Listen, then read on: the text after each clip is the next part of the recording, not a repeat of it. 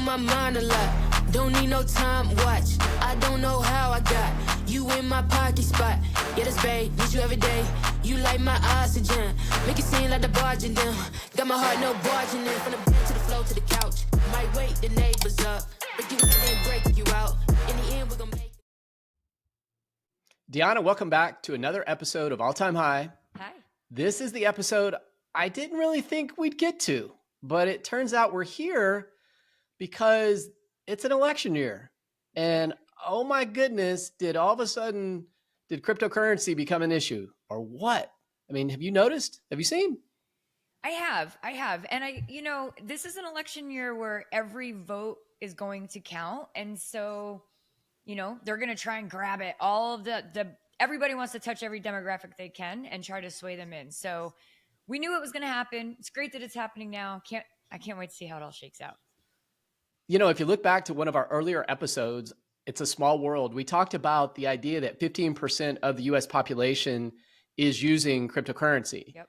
And so in an election that's likely going to be highly contested, Yep. they're recognizing that 15% of the US population is going to be a pretty big deal. I mean, last time through, I think we had somewhere between, on each side, 78 to 80 million votes, Yep. depending upon how you would count that. And so if there is 15% of the US population, I mean, now you're talking 30 to 40 million people that could determine the outcome of an election that was within a couple million votes either way. Yeah. In each of the last two cycles. So do you want to take a look at the video that I think turned this conversation completely around, like 180 Absolutely. degrees? Yes. I'm shocked. Here we go. Let's take a look at this. Just my personal opinion. Because of the hostility. Correct. Yeah, crypto is moving out of the U.S. because of hostility toward crypto. Correct. So what are you going to do to stop it? Well, we'll stop it because I don't want that. I want that. If we're going to embrace it, we have to let them be here. Yes, sir. Martin. Thank you for the statement. Yeah, with the goggles on. So the goggle guy kind of turned this thing around, and it was because of what one of the presidential candidates said. What's your take on that conversation? It's really interesting because so a couple different things I take from it. One, that's a very different stance than has been publicly said before by that same candidate. For sure. Before they were like, no. I think when you're looking at how can we make America prosperous again, you have to look at every single aspect. And crypto is a huge hole we've been missing out on because we have not taken a stance or a favorable stance at that. So all of the business is going somewhere else. And so when you have a candidate that recognizes, hey, maybe we could grow that from 15% to 30%, right? If we can have 30% of America, if we can have all of the Bitcoin hashing power in Texas, like all these small little micro movements add up to one big after effect, which could be making America prosperous again. Yeah, I think that's very well said. Part of what's happening too, the way that the SEC with Gensler in regulation by enforcement has been going the last couple of years, I think there was a recognition that this deal is a little bit heavy-handed right now, that Senator Warren went through and has tried to create this anti-crypto army. Yeah. And all of a sudden, when you push too hard in one direction, you realize you're leaving out a group of people. And this group of people turns out is bigger than maybe what people otherwise thought it was. And just like the horse race in Kentucky, I mean, did you watch the Kentucky Derby? Yeah, I did actually. Yeah. And you saw these three horses come down and they've been training for years, and it's a lifetime of energy and millions of dollars. And it's like the most narrowest of margins. Yeah. And I think when you think about this in terms of the election that's coming up this year, either way you look at this, I think it's going to be very narrow margins. And when you can move, I'm not saying of those, let's say 30 to 40 million people, that they are all single issue voters. But let me tell you, of the pioneers that are in the blockchain cryptocurrency space, there are some passionate people. Yes. And all of a sudden, I've watched the Democrats kind of do this 180 turn. There are at least 3 pieces of legislation that are now being considered. Yeah. It's it's interesting considering that the majority of the crypto that I first experienced when I started, they were liberals, right? And so you've got this, I'm a retired Army girl. I was very, I don't want to say I was pro-government, but I was indoctrinated into the government. I understood the intricacies very well. I traveled the world, defending America. And you get into this very liberal ecosystem of, self-sovereignty. They don't think government should be there. They don't think we have a monetary opportunity to govern ourselves where we don't have to have government involved. Could we not take our life and start doing it that way? So it'll be interesting to see as far as this type of demographic, who they actually vote for, because I think all three candidates are fairly taking a pro crypto stance now, correct? Like you're saying, the Democrats are putting three things through. We just heard that one candidate. And then we know RFK, he's been a huge, and it's actually interesting. I was at the Nexus conference in Aspen in 2017, and we got Ron Paul into crypto. He's highly influential. Yes. Yep. I think there was a great tweet that I saw that kind of encapsulates it from Pomp. I think he does a nice job, like we do, to making the space more attractive to all those that are either in it or considering participation. And what he says is both political parties are actively positioning themselves to compete for the votes from Bitcoin and crypto holders. And he points out it only took 15 years from the industry to get started to now shaping campaign politics. That's a huge step. I mean, it is it's validity. It's all the people who saw it early on and recognized the potential for it and fought with people. I mean, I can't even tell you how many arguments I've had about, oh, this is nothing. It's never going to go anywhere. It's not worth anything. And now you're seeing the validity. You're going to have both regulation passed and, right? I mean, I don't even know if but like candidates accepting crypto. Like that's. Oh no, we're going there. I know. A little bit later in the episode. I was excited. I couldn't hold it in. Yeah, let's check this out. So you had heard, and I wanted to talk about it in greater depth, about the resolution that the president said that he would veto if it came across his desk. Do you want to talk about that for just a second? Yeah. So, the SEC originally, when they put out the regulations or some guidance for crypto, and we've talked about this on the show before, they made the accounting impossible. They essentially were saying, to put it in normal perspective, if I'm a website developer and I develop a website for Sephora, as a accounting measure, I now, as the website developer, have to know all of the users who come to Sephora. And it's just such an unreasonable ask, right? And so they are trying to pass and say, this is stupid. And even when it came out, we said to them, hey, you guys, first off, you're saying do this. You're not telling us how to do it. There's no guidance. There's no paperwork. There's no here's a step-by-step of what you need to do. It was, here's it. This is the regulation. And so we were trying to appeal to them and say, this is not reasonable. What you're saying is not even really possible. And so it's great to see which was going to cause institutional investors to pass on the opportunity, right? They're going to be like, right? Because your lawyers and your accountants are going to be like, that's a little much. Like, we can't keep up with all that. Yeah, not just institutional. Why would developers do it? Well, no, it's going to stunt the growth, right? It's going to move stuff overseas, off seas, right? Yep. Why put yourself in that bad? As a developer, I don't want to have to deal with regulation like that. I just want to build stuff. Yeah, I want to do my thing. And that was causing you to have to move to APAC region or some other country that had more favorable, not even favorable, just structural components. So here's where it got interesting. You mentioned to me off air that you had heard about Biden said he was going to veto whatever came through. So, hey, House of Reps, Senate, you guys do whatever. But if it comes my way, it's going to get stamped no-go. Yeah. And that's it. To me, I don't understand the stance. I mean, if this is the thing that the community has been saying is unreasonable and both the Senate and the House were able to pass it, why Biden would veto it, especially right now when he really needs the support. Well, that's exactly what happened. So most people didn't think at that point, because he's basically messaging the Senate, don't vote for this deal because I'm going to kill it, right? And when it came through that the Senate voted 60-38 to overturn the regulation, holy cow, that was a message. And one of the biggest players in this mix was Senator Schumer, who is basically the leader of the Senate the majority side, Yep. right? And when he voted in favor of the overturn, he was basically signaling to the White House, this is not only election for you, year for you, big guy, but it's an election year for a lot of our swing states. Oh yeah. And last thing I want to be doing is going out there and giving this to single party voters, right, who are going to vote on this single party issue as if it were their own. Yep.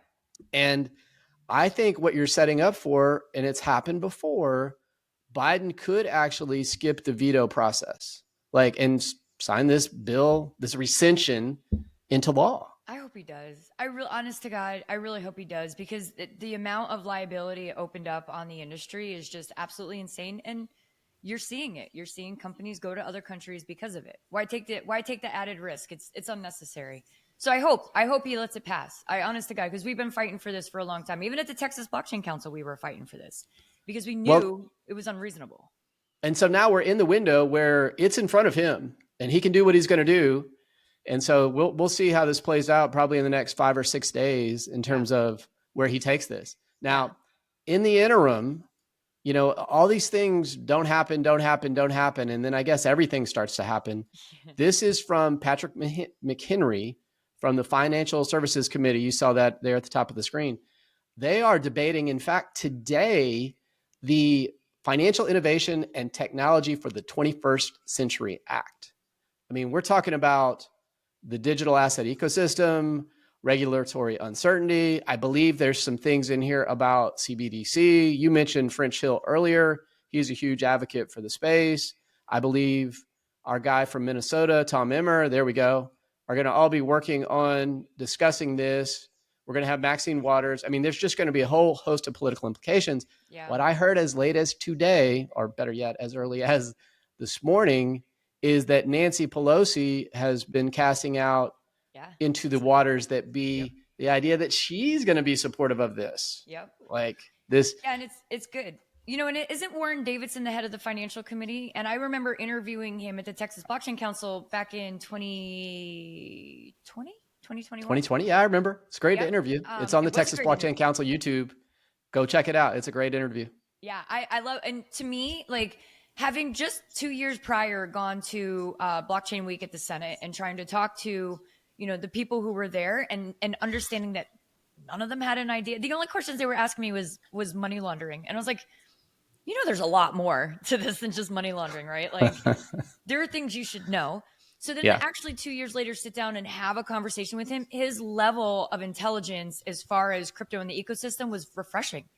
And so, you know, when you're looking at a government that's very slow and old and out of touch, to know that there's a few who actually really get it and maybe could spearhead reasonable policies that actually inspire invention, you know, and moving this industry forward, I think is exciting. We've been dying. That's huge. For this. That's huge. It's huge. I agree. We're literally, this is the year of our validity. We've got ETFs, we've got laws. We've got, I mean, like, this is the year of crypto. That's not, can you imagine if high. I'm just saying all-time high. I'm just saying, and I'm just saying if let's say that the rescission of the application will just not slow things down, but the implementation of this Financial Innovation Act for the 21st century, that's going to start giving us some of the structural things. Yes. I know Tom Emmer, and I don't even know if it's in this bill or not, but he is really strongly advocating for making sure that CBDCs will be treated like cash and not be treated like a surveillance instrument. Sure. So for people that have issues, and he's very upfront with it. I'm not gonna say the C word, but there is a country out there that uses the digital yuan to track the behavior of their citizens. And so we don't want to get this very important episode shut down just because we said a word that is not able to be said on this centralized platform. But we all know who we're talking about, and we don't want our wonderful country that represents freedom to start to have that kind of an issue come into the mix. Yeah, not only did they monitor it, it's not just surveillance, they use it as punishment, right? So like if you don't keep your social credit score up, you are financially strapped. You can't travel, you can't pay, you can't. And so when you start exuding that kind of control over people, you've lost democracy. And that's just not something we want here in America. And it's a slippery slope. Very slippery slope. All right. Well, I mentioned that, and you had alluded to it earlier. We like to close out with the big finish in all of our episodes. Here is the storyline that you just can't ignore. I can't. I'm so excited about it. And so one of the candidates, and might as well say the name because we're going to say Biden's name in a second. Trump has become the first major party candidate to accept crypto donations. Yeah. And so that's just a big deal. I'm going to pull up as we look at all-time high, the opportunity to make the space bigger is what kind of attracted us to these ongoing conversations that we've been having. And as the space is growing, we're at 2.6 trillion now. We're looking to get past that 3 trillion mark. I think this helps accelerate that conversation. Yeah. Yeah. When we did blockchain week at the Senate, I actually tried, like when I met Sarah and I gave her some Ethereum. Yes, I do. That's probably doing pretty well right now. I think so. Up 27% this week. Right. Yeah. So I actually said to one of the senators, can I just give you some Bitcoin? And he was like, no, like, no, you cannot do that. And, so there was this standoffish. I mean, not that you could do that now, but the parties were very hesitant because of not knowing regulation, not understanding. Most of them, even though we try as a community, there were candidates we tried to give crypto to. We tried to support them in that way. And a lot of them just weren't going to have it. So the fact that, but this guy's a risk taker. He's a rule breaker. He's a risk taker. I feel like he's a little bit of an anomaly when it comes to America. For sure. Yeah. He's the first one to take the stance, and this is the year of crypto. Yeah. And so I'm going to play for you from a podcast, a quick video cut that, this guy's worth a listen. Let's see, it's Crypto Capital Venture, 365,000 people subscribing already. And he just kind of outlines exactly what transpired. It's a quick cut. Let me get it started. Logo right above Trump. I really do enjoy seeing that. Ironically enough, AVAX to the left of his head as well. Trump now accepting crypto. One of the first, I think the first major candidates. This is Trump accepting crypto. This is huge. And he's already kind of just backed crypto in the last few weeks. As you see, those are some headlines. And I realized, look, Dogecoin's there, XRP's there, Solana's up there. This was probably a graphic they used. Boom. Just put it in the background on that iPhone. But that is so good. ADA. Bitcoin was cut off. What's that? It looks like Bitcoin was cut off. No, it's there. It's in fact, let's go ahead. Right? It's top left. Well, it just, in that frame, it looked like you could see all the other ones, and I could see the very bottom of the Bitcoin symbol. So I went in and I went to the actual page because I verify. Of course. And you can see, right? It is true. I like it because it's a wider tent than one or two. I think there's enough room. And if this space is going to grow to what I believe to be a 10 trillion, 20 trillion, $100 trillion asset class, then you're going to have to get players in all the different fields. Yeah. And I think of it more like the NFL, and then each of the coins. Don't get me wrong. There's going to be a New York Yankees, or in the NFL, the Dallas Cowboys, right? The one that has all the eyes, the ears, the ratings, the meaning. And that's fine. That's Bitcoin. We get it. But there are other teams that are going to come in and out of play over time based on utility or meme coins, gas fees. Who knows, right? It's about trying to make the space better and stronger. But I like that he is saying, all right, bring it on. And bring it. Yeah, there's the image that he brought. Bitcoin's top left, give me your Ethereum. Yeah. And look, we want to be fair and equitable. And so I wouldn't be shocked. Okay. My deal. I don't predict the future. Of course not. But while you're spinning this up, I just want to warn people out there, if you are going to donate in crypto, do not click on an ad that comes to you. Make sure you're going to a reputable, because remember, once you give that crypto, you're not getting it back. It's gone. And I feel the opportunity for scammers to come in and act like they're Trump and say, hey, give me your crypto. So just be cautious. It's with dollars too. I'm seeing YouTube ads, it's like we said before, we were talking about crypto with Coinbase, and I'm seeing ads with Trump, and I'm like, I don't know that that's a real ad. Like, how do I know that's not AI? So if you're that serious, make sure when you donate, it's going where you want it to go, regardless of the party. Yeah, no kidding. And in fact, regardless of the party, we want to give equitable time. I hope this becomes a moment where, this becomes an issue for both sides of the aisle. This is the Biden page where you can donate to their campaign. And right now you can only contribute in cash. Obviously there's PayPal, Google Pay, and Venmo. I'm optimistic. I'm hopeful. I'm excited about the possibility that he too is going to provide that opportunity to citizens in the US, because I do not think this is a one-party issue. I think Mr. Trump has made it one where it's a bigger issue maybe than the Democrats thought that it was. Yeah.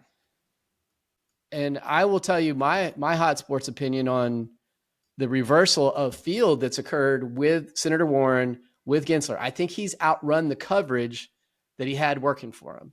Yeah. And I think Senator Warren, who's in tight with the bankers, are you familiar with John Deaton? I feel like yes, but refresh my memory. He's the guy who's running against Senator Warren. Oh, yeah, he is pro. That's right, yes. So heads up on that deal. And he's a big crypto guy, right? When he like a whole crypto background. That's it. I mean, he started out doing pro bono work in crypto. I mean, he's passionate about it, smart about it. He moved to Massachusetts and said, I've got to take on the biggest problem in the industry and watch out. I mean, it's crazy how these things go, and we're nowhere near, but the conversations are getting, I don't know, really real. Yep. It's the year of crypto. It's coming, baby. We've only been waiting forever for it. I'm excited. Yep. We're on our way to an all-time high. Deanna, thanks for another great episode. Look forward to seeing you soon. To close us out, I'll see you at Consensus. Yes. It's going to be a great show. Come see us. Talk to you there. You on my mind a lot. Don't need no time watch. I don't know how I got